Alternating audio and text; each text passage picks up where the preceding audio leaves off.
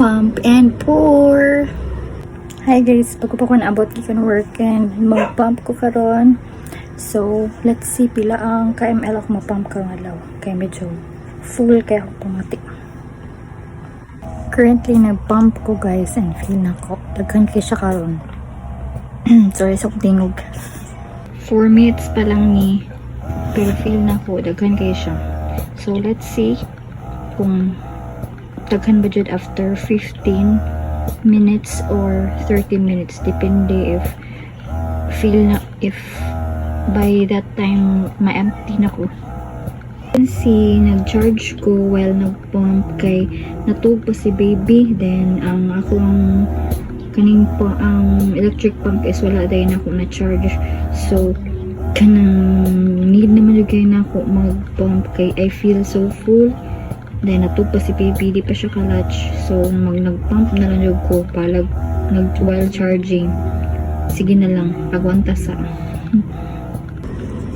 pump and pour. Mauni akong left side na ay 4 ounce and sa akong right side is na ay 2 ounces. Gamay ra siya. So ito yung transfer sa langka ba to, kaya basin maigo na ni siya. So, naigo na dyan. Naigo na dyan siya. Yay! Full bottle. Full ang isa ka bottle. First time. So, i-transfer din na to siya sa storage bag. So, may akong gamit.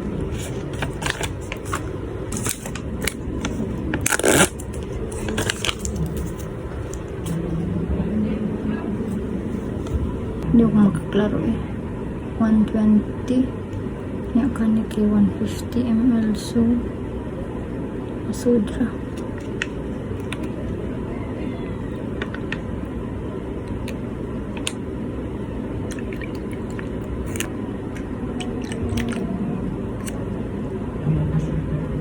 Second bag.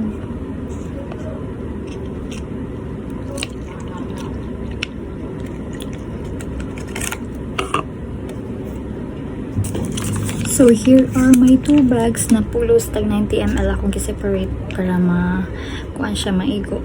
And then, nalimot ko og label. So, iapas na to ang label. Says, nalimot. Dili ra na ako gibutang sa ubos ang label. So, ang data ni siya o kang pila ka kuan ka ml. So, ano to? All done. Ibutang ko sa ref. Bye!